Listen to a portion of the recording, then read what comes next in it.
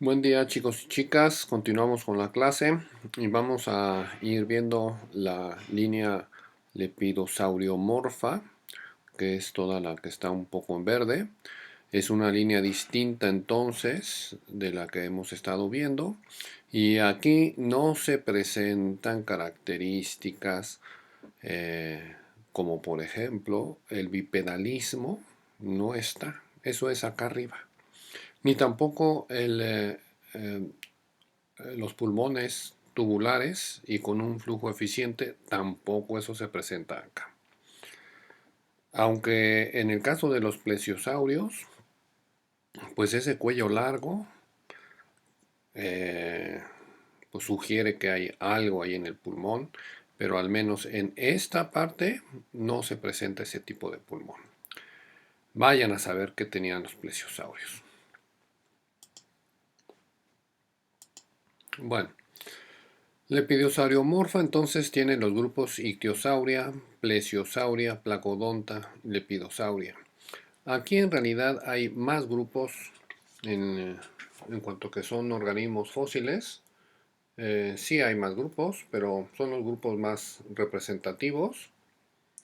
Meterse en esa cuestión de fósiles es complicado, pues apenas en una eh, clase de paleontología y de ese grupo en específico se pudiera abordar. Pero bueno, pues como grupos típicos de de esa gran línea, pues están los ictiosaurios. Estos ictiosaurios aparecieron desde el Triásico con sus fósiles hasta el Cretácico, principalmente o son más abundantes en el Jurásico. Todos sabemos, supongo, que tienen una serie de adaptaciones hacia el medio acuático, regresan hacia el medio acuático y pues hay una convergencia bastante interesante con los peces. La cola, como quiera que sea, es vertical, como en el caso de los tiburones, pero como ustedes observan, la columna vertebral está en el lóbulo inferior y no en el superior. También hay una aleta dorsal, a veces pequeña, por supuesto, y en fin, eran organismos vivíparos, carnívoros, seguramente de peces, seguramente de moluscos. Había en aquellos entonces unos cefalópodos belemnites y seguramente también se alimentaban de ellos. Algunos postulan que son endotermos en algún grado por el tipo de ambiente en donde se encontraban. Y bueno, como se ve, eran aquí en este caso, en estos casos, pues son como de unos 2 metros, más o menos, según esta barra de referencia, pero había organismos hasta 15 o 23 metros.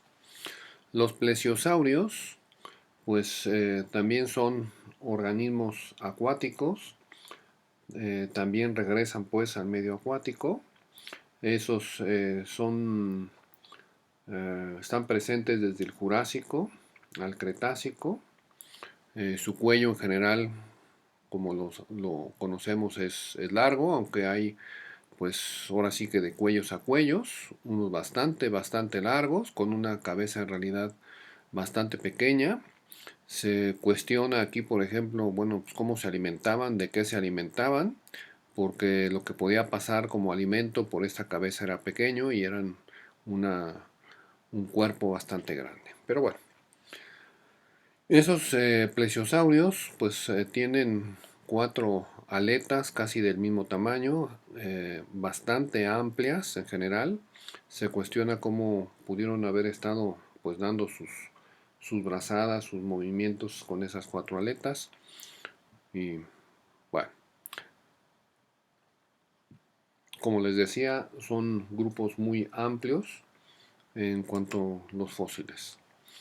La codonta es otro grupo, eh, por supuesto que tienen en este caso una serie de placas, una armadura bastante amplia, solamente como ejemplos.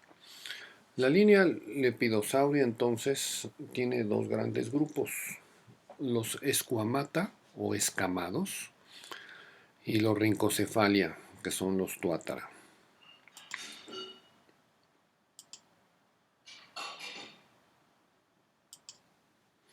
Los Sphenodontia son un grupo que se conoce desde el Triásico y que actualmente tiene características muy antiguas. En cierta forma se les considera como unos fósiles vivientes. Por ejemplo, tiene las fosas temporales completas. La condición diápsida, pues ahí está bien representada. Tiene un ojo pineal bien desarrollado. Este es un ojo que se encuentra aquí en la parte media de la cabeza.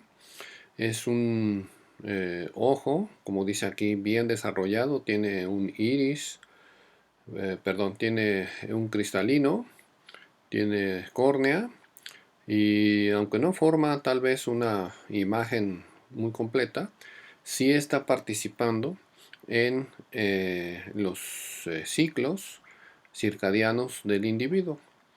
En organismos que no tienen ya este ojo pineal en la parte externa, se forma como una glándula pineal que también está relacionada con los ciclos circadianos, con la producción de melatonina y pues bueno, eso está bien presente.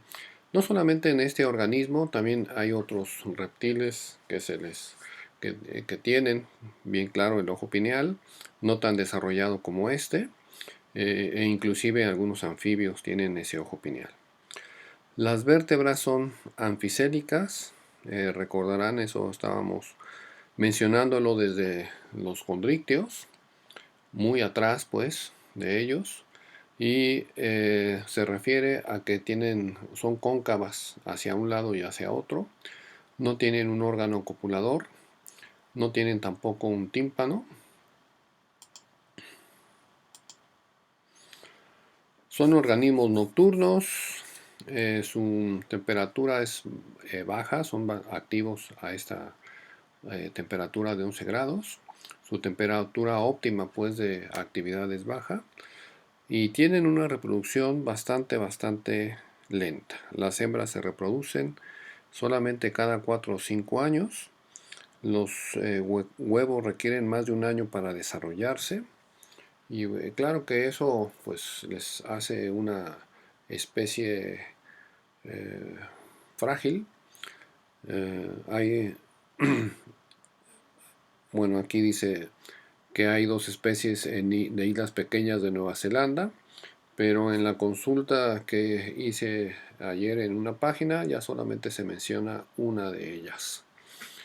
Algunas poblaciones son solo adultos, ya no hay reproducción. El grupo se conoce, ya había dicho, desde el Triásico. Bueno, ese es un grupo entonces muy antiguo. Y después están los saurios o la certilia o las lagartijas. Se conoce poco de los lacertilios del Mesozoico. Es el grupo ahora más diverso. El número está actualizado a julio del 2018. 6.502 especies, cosmopolita, excepto la Antártica. En general son pequeños, aunque algunos son hasta de 3 metros, como el dragón de Komodo. Y bueno, tienen como grupo hábitats diferentes. Hay muchas que son arborícolas, algunas herbívoras, como las iguanas. La mayoría son carnívoras. Algunos tienen hábitos fosoriales. Hay unas pocas semiacuáticas y una marina. La mayoría de los lacertilios son ectotermos, diurnos, pocos son nocturnos, por ejemplo los geckos, en su mayoría entonces son insectívoros, son ovíparos, la mayor parte de ellos, algunos ovovivíparos y 20% vivíparos. Algunos de las especies son partenogenéticas, Y bueno, pues, ahí en ese caso, por supuesto, solamente participan las hembras.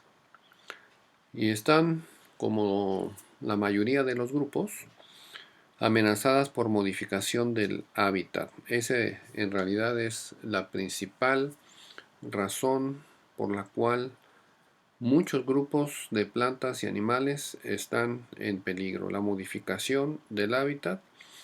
Y en segundo lugar, para los animales está la razón de las especies exóticas, para todos los animales y también para este grupo.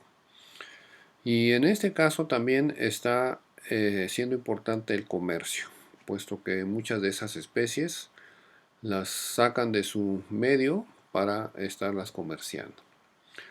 En esta tabla se ve cómo es que en varias familias, tanto de lagartijas como de serpientes, eh, hay especies vivíparas y se propone que esa viviparidad se ha originado muchas veces, ¿no?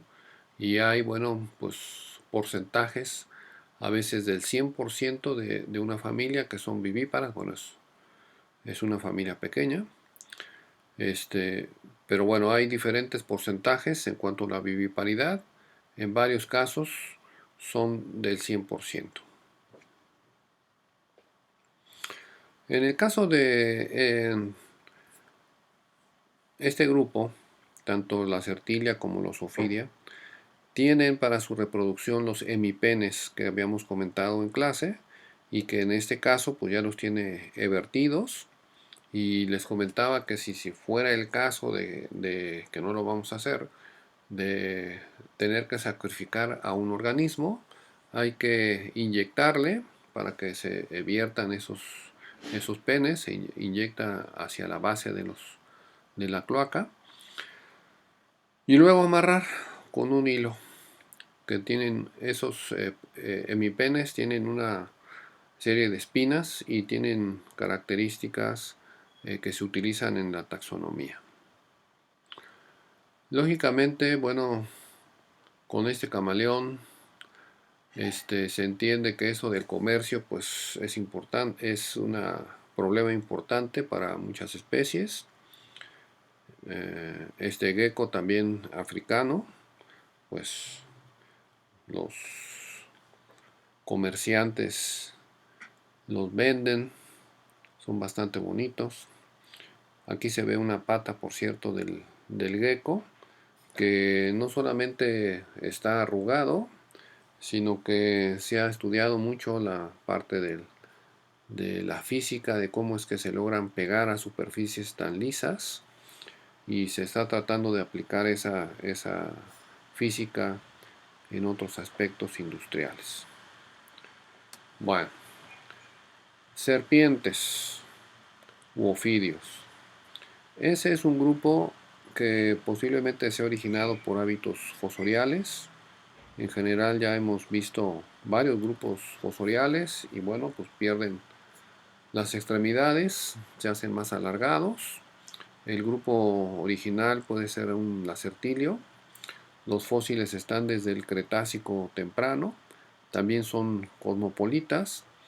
Estas ocurren en ambientes terrestres y acuáticos. Hay hay familias de serpientes que son netamente acuáticas, inclusive vivíparas, para no tener que regresar a la tierra a poner sus huevos. Igual para el 2018 había 3.709 especies, no tienen párpados móviles, tampoco tienen aberturas externas del oído. Las conexiones vertebrales, dice, están muy modificadas, eso para una mayor flexibilidad, y tienen muchas vértebras, entre 100 y 400 vértebras, cada una de esas vértebras con dos costillas. Su cráneo está modificado, luego lo vamos a comentar con unas fotografías. Decíamos que entonces externamente no hay tímpano, y la columnela, que es el huesecillo del oído medio, está unida al cuadrado en vez de al tímpano. Eso nos hace ver que pues no percibe los oídos del ambiente, del aire que vengan por ahí, sino al estar unido al cuadrado, que es parte de la articulación de la mandíbula, eh, va a estar percibiendo las vibraciones que están eh, que vienen del piso, y entonces, bueno, pues no oye de la misma manera definitivamente, más bien siente vibraciones del piso. Algunas especies tienen fosetas loreales. Lo loreal está entre las narinas y los ojos, y entonces hay como una segunda narina, digámoslo así, una segunda foseta, y esas fosetas tienen receptores térmicos para estar pues percibiendo animales de sangre caliente, animales homeotermos, y que bueno, pues se alimentan de ellos. Algunos órganos pares están elongados en el interior del cuerpo. En general eso ocurre por precisamente su forma. Los pulmones, las gónadas, y en algunos casos pues hay desaparición de uno de los órganos. Tienen un mayor uso del olfato. Eh, También utilizan para el olfato el órgano de Jacobson. Ese órgano de Jacobson está al interior de la boca y recibe una rama también del nervio olfatorio. Y en el caso de las serpientes que están ahí con la lengua moviéndola en el aire, pues luego la meten a la boca y meten las puntas en el órgano de Jacobson. Tiene dos fosetas el órgano de Jacobson, y entonces perciben ahí las moléculas que la lengua haya captado allá afuera en el aire. En general estos organismos tienen muy pocas glándulas, pero hay algunas odoríferas en la base de la cola. Bueno, hay diferentes tipos de movimiento en los ofidios. Pues uno es serpenteante, digámoslo de la manera clásica. Hay algunos movimientos rectilíneos en donde lo que son las escamas ventrales son las que se pegan hacia el sustrato, son las que son movidas por músculos especiales, y entonces esas son las que provocan un movimiento que pueden ser rectilíneo completamente. Concertina se refiere que en algunas ocasiones aumenta su eh, grosor y pueden irse entonces atorando entre ramas, por ejemplo, y luego jalando el resto del cuerpo. Hay un movimiento laterolinear como este de acá. Se forma una huella lineal, ¿no? Pero el movimiento está siendo también lateral, ¿no? Eh, Hay otro que es inclusive de planeo. Esta fotografía se ve la serpiente bastante aplanada, y es que cuando se mueven de esta manera, las costillas son móviles y hacen que se produzca esta forma en la serpiente. Sus ojos principalmente están adaptados a la visión nocturna, una temperatura corporal menor a la certídeos. Todas las especies son carnívoras, y en cuanto a sus eh, colmillos, tienen diferentes nombres en su condición. Aglifos son aquellos que no tienen eh, colmillos que tengan alguna ranura o que tengan un conducto, nada de eso. Y estos son la mayoría de los colúbridos, boidos, pitónidos. Opistoglifos es que en la parte posterior de la boca hay colmillos que están ranurados, y por los cuales por esa ranura pasa veneno. El veneno es una derivación de glándulas salivales. Lógicamente pues tiene muchos compuestos muy distintos a la saliva, es obvio, y comentamos ahorita algo de eso. Estos opistoglifos se presentan en algunos colúbridos eh, y entonces, bueno, la mayoría de las culebras pues no tienen veneno y solamente algunas tienen un veneno, aunque no es muy peligroso. Proteroglifos son una condición donde los dientes están hacia adelante, son ranurados, están en estas familias que son las serpientes marinas. Los elápidos pues están las cobras, también están los coralillos y pues son también en este caso bastante peligrosos. Y los solenoglifos pues es el clásico colmillo largo, puede inclusive moverse, está con un orificio, con un conducto interno y pues inyectan el veneno en este caso y esa es la familia Vipéride. Aquí está un cráneo con una condición aglifa. Este cráneo es una condición opistoglifa.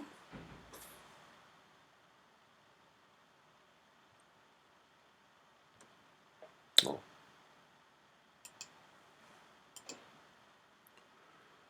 Esta es una condición proteroglifa y solenoglifa. En este caso también se observa que la propia tráquea se mueve hacia adelante porque cuando pasan aquí el alimento pues se interrumpe la parte de respiración o se interrumpiría y entonces con este conducto que está más prolongado hacia adelante pueden seguir respirando y alimentándose al mismo tiempo. Bueno, ese es el cráneo de una serpiente, un cráneo bastante modificado. Aquí está el cuadrado que mencionábamos hace rato. El dentario es un hueso donde están eh, los dientes y en general aquí hay otros huesos fusionados, ¿no? La maxila es muy pequeña, donde están los colmillos y aquí están otros huesos que se llaman pterigoideos. Bueno, ese cráneo está muy modificado y tiene varias, bueno, en algunos casos, tiene varias partes en donde se mueven los huesos para poder abrir más la boca. Hay algunas serpientes que pueden comer unas presas bastante amplias, mucho más grandes pues que su propia boca. ¿Y esto cómo lo logran? Bueno, pues porque tienen algunos huesos que se mueven, ¿no? Y pueden entonces estarse eh, acomodando de tal manera que hacen espacio para que pase el alimento. Aquí está un ejemplo. Los dentarios se separan y aquí se ve cómo está doblado en parte el cráneo en una de las regiones que estaban indicadas en la diapositiva pasada. Bueno, se alimentan pues de presas. Ahí está un ratón bastante pequeño, pero a veces son mucho más grandes. La diferenciación de especies venenosas e inofensivas es un problema. No siempre las especies están cumpliendo todas estas características, pero en general las serpientes venenosas tienen una cabeza triangular, mientras que en las inofensivas no hay tal cuello, es poco diferenciado, así que no se presenta esa forma triangular de la cabeza. Aquí hay múltiples escamas, aunque hay otras especies inofensivas que tienen múltiples escamas, y aquí en general son escamas bastante amplias, pero la característica que es más segura, que no falla prácticamente, es que si tiene fosetas loreales, no boreales como dice aquí, fosetas loreales, que son estas que están entre las narinas y los ojos, ¿sí? Y que sirven, decíamos, para captar la temperatura. Si las posee, sí es venenosa. También muchas especies venenosas tienen una pupila elíptica y aquí está circular. Bueno, aquí hay una boa. No tiene las fosetas temporales, aunque tiene una cantidad de escamas muy amplia en la cabeza.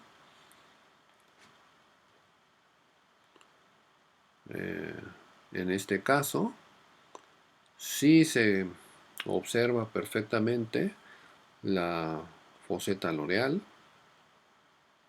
y es un bipérido venenoso. Esto es una suposición de cómo pudieran estar percibiendo el calor de los organismos. Eh, es una mera suposición, puesto que la región del cerebro que interpreta o donde está conectada esas fosetas loreales no es la vista, pero bueno, el calor los guía hacia sus presas. Hay otro grupo que es un grupo pequeño, es el anfisbénido. Tiene 192 especies, es fosorial y eso le da ya ciertas características que se están imaginando. No tienen extremidades, excepto el género Bipes, que solamente tiene dos. Y es anfisbaenio porque puede desplazarse en ambas direcciones, hacia adelante o hacia atrás, en sus hábitos fosoriales. Tiene un diente en la línea media de la mandíbula superior. Bueno, y aquí está, ¿no? Anfisbaénidos. Aquí está uno con sus dos extremidades anteriores y su cuerpo muy alargado.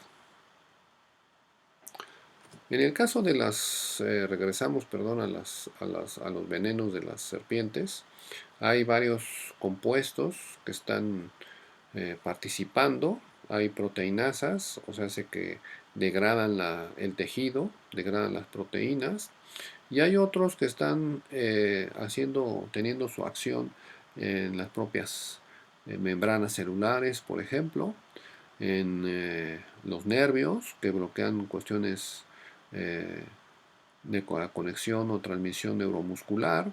Así que hay varios tipos de venenos.